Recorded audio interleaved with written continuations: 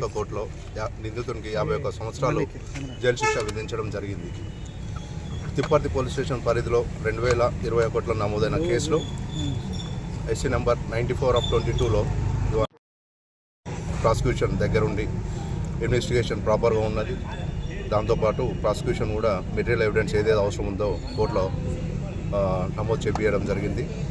తద్వారా మేము మంచి ఆర్గ్యుమెంట్స్ చెప్పాము. ఆర్గ్యుమెంట్స్ తర్వాత నిందితునికి శిక్ష పడేలా 51 సంవత్సరాల జైలు శిక్ష విధించడం జరిగింది.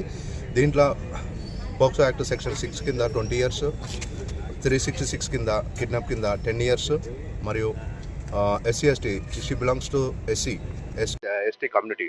దట్స్ ద రీజన్ ఇంకొక SC/ST యాక్ట్ కింద 20 years ప్లస్ 506 బెదిరించినందుకు ఒక సంవత్సరం మరియు 80,000 రూపాయలు ఫైన్ నిందితునికి విధించడం జరిగింది. దాంతోపాటు 7 లక్షల రూపాయలు గవర్నమెంట్ నుంచి కంపెన్సేషన్ బాధితురాలకు ఇవ్వడం జరిగింది.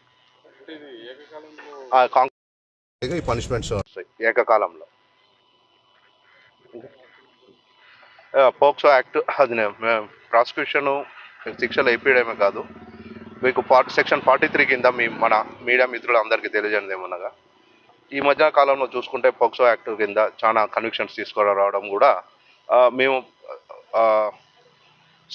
మేము పనిచేయడంతో పాటు పని చేస్తున్నాం అనేది చెప్పడం దాంతోపాటు అంటే lack of aware section 43 me media అందరికీ ఆ బర్డన్ ఉన్నది. మీరు కూడా దయచేసి ఈ యాక్ట్ మీద అవగాహన తీసుకోపోవాల్సిందిగా ఈ ముఖంగా మీడియా ముఖంగా మిమ్మల్ని అందరికీ విజ్ఞప్తి చేస్తూ ఉన్నాను. అవగాహన లేకపోవడం వల్ల నేరాలు జరుగుతున్నాయి. ఇఫ్ ఐఎమ్ నాట్ రాంగ్, ఈ మధ్యకాలంలో కొద్దిగా నల్గొండలో నేను పోక్సో కేసెస్ ఫుల్ స్టాప్ పెడతాను అనట్లేను, కానీ కామం అయితే పెట్టగలిగినాను. సో ఇంకా రెడ్యూస్ కావాలి, ఆ రెడ్యూస్ అవుతుంది మీ సహకారం కూడా కావాలి. Thank you.